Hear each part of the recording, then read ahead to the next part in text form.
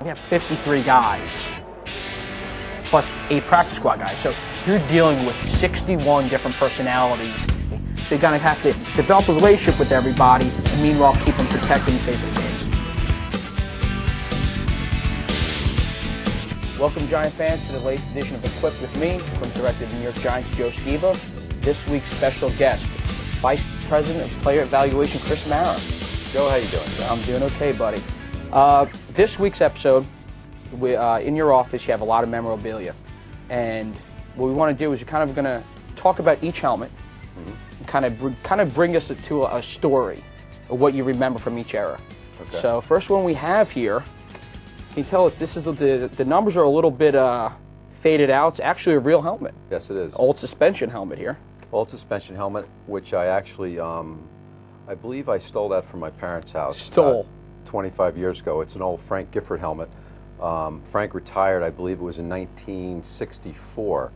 And at that point, my first visit to the sideline was 1965, the year after he retired. I was 8 years old. And as I wandered the sideline, it was, as an 8-year-old, it was a little tough to try to get out of the way in traffic and all this stuff. But my dad, back at that point, used to sit in a little booth at Yankee Stadium, overhanging the stands and barely overhanging the field. And he used to take a Polaroid shot of the formations, and they used to take the shot, they put it in a sock filled with all these cleats that the players would wear, and he'd take it and he'd throw it from the box onto the field, and myself or one of my brothers would run over, pick up the sock, and sometimes we'd have to get out of the stands because it didn't make it depending on where the wind was blowing. And we'd hand it to the coach, and the coach would look at it with the players to figure out what the formations were. And nowadays it's a little different. It's all on computer, and there's no sock or cleats or anything. Unbelievable. 8 years old. 8 years old, yep. I was about as tall as you. Right. A 2-year-old is actually taller than me, if you can believe that. 8 years old on the sidelines. Right. 8 years old, and then I was on the sidelines for 13 years, which kind of takes us past this era. This helmet is from Greg Larson, who was a Giant center for, I guess, about 9 or 10 years. Probably one of the best centers in Giant history, I think. As you can tell by that helmet, he took a beating. They didn't polish the helmet like you do now. Every time it gets a little nicked. Right. Come on now. You know what I've noticed about these helmets, and I mean, and you've been around, you could tell us about it. The helmets are very small.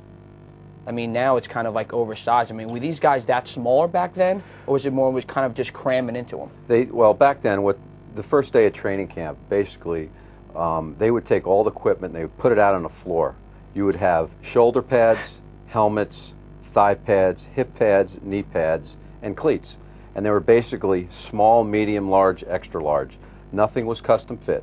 And the equipment manager, Sid Moret, who was a cranky old guy, and he basically used to just take one, throw it at the player, they tried it on, and that was it. That was theirs for the year. No custom fitting like you do now. No right. pampered equipment. They don't even use knee pads or thigh pads anymore. But back then you had to use them or else you get fined. Right. Next we have is the 80s, 90s Giants helmet, the famed Giants helmet. Actually, Phil Simms' helmet. Phil Simms' helmet from the late 80, early 90 era. He went through a bunch of them.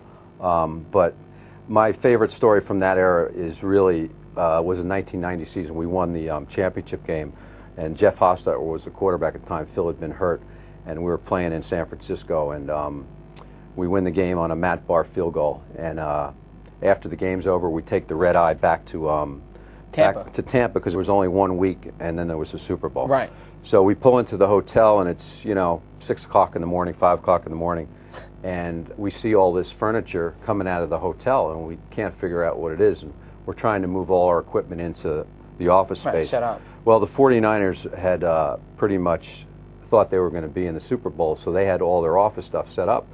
And as we were checking in, they were all hauling it out. It was a great feeling. You're telling me. Next one we have here is our current helmet, Giant helmet, used from 2000 on. Right. Yeah, that's nobody in particular. I think maybe our late Frank Walker or something. I'm not sure. Right. But Green Bay Packer from last week. Green Bay Packer, yeah. But on the back of this helmet, actually, there's a number 79, which is Rosie Brown, who's a Hall of Famer, and one of my favorites in Giant history. Rosie, when I first started scouting at age 22, I got to spend a week on the road with every scout, and Rosie was the first one I went out with, and he just left a lasting impression on me. And so it's kind of ironic that we have that helmet in here with number 79 on it, because he was really one of my favorite guys and taught me a lot about scouting. Been on the sidelines for 13 years. When you were standing there, any good stories? Well, I guess it's probably my last memory of the sideline was when I think I had just turned 21, and Giants were playing the Bears. It was a really cold day at Giant Stadium. Game goes into overtime, and actually during the overtime, I was a little excited on the field, and this was the Larry Zonka's first year as a Giant, and one of the Bear players made what I thought was a late hit out of bounds. Right. And so I was standing there, and I started to give him a little bit of lip, and he kept walking away, and I gave him a little more lip. Well, then he stopped and turned around, and he started walking towards me. Right. So I started backing up, and I kind of hid behind a few players, and he ran back onto the field, and that was really my last game on the sideline. Chris, I probably do that every week. I have someone usually come after me. So, I mean, maybe Well, I should stop being on the sidelines. Well, it's easier for you to duck behind the players. Why is that? Is this a short joke? No, it's just, you're a little smaller than I am. All right. We're going to end it on that note then. Thank you very much, Chris. Thank you. I appreciate it. All right, Giant fans. Next week, we're taking the equipped crew to Arizona. Look forward to seeing you then. Welcome, Giant fans, to this week's Super Bowl edition of Equipped with me, your host, Joseph Skiba, Equipment Director of the New York Giants. This week, we're going to show the fans our home away from home, the Arizona Cardinals training facility. One of the best parts about this training facility, inside is beautiful, but the most important thing is we have 300-yard fields here. Now the grass itself is a Bermuda grass, which is overseeded with a rye. Therefore, and should be just like the game field. The game field it's a type of fast move, it's a speed track for the players. A lot of these players are going to be in molded shoes. It's going to be a fast tempo game. These players are going to have maximum traction and maximum speed out on the field.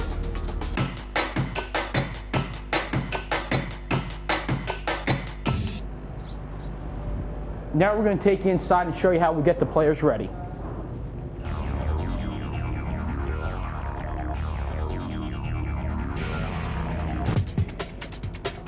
All right, here we're in the middle of the Arizona Cardinals locker room. Here we have complete instant access to all the facilities for the Arizona Cardinals. As you can see, if this is the Arizona Cardinals locker room, this is where they spend every day. And what happens is all of these lockers are actually another Arizona Cardinals player's locker. I don't know if you can put in the corner there, this is their locker. And what we do is Arizona, their equipment guys who do a great job here, they actually clean all the lockers out. And what we do is we put our lockers in. Our goal, Arizona's goal, is to have this is our home away from home. So when we come in, we're comfortable, lift, meet, treat, and go out to practice as normal. The whole idea is feel perfect, feel good, feel comfortable, get ready, and win a football game. One of the better examples of keeping it a home away from home, we actually bring Kareem McKenzie's bear with us. This bear travels, is one of the bigger mascots in the locker room for the offensive line. We kind of dress him up and whatnot to make sure he looks like Kareem. This is probably one of the most up-to-date complexes. This is a little bit different than what we're used to. This is actually it's not a swimming pool, Giant fans. This is actually Arizona's hot tub. In the corner we have the cold tub, and also what we have here is a sauna in here, which is actually all open windowed for the players and whatnot. A nice sauna in here for the players, as well as a steam room on the opposite side.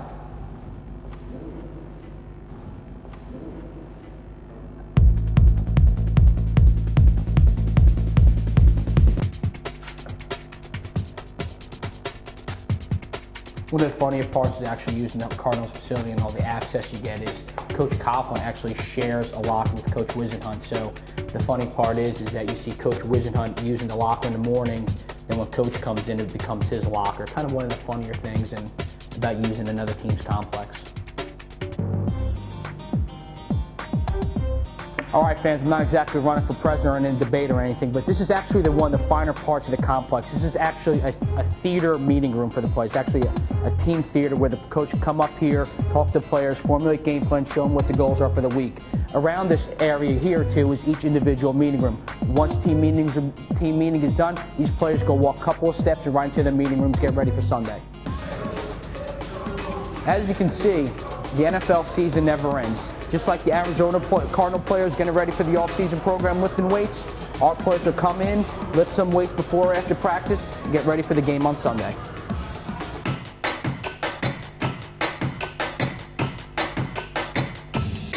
All right, fans, hope you enjoyed this exclusive tour of our home away from home. Now, with all the traveling done, media, hubbub, everything out of the way, let's get back to what we do best, play New York Giant football.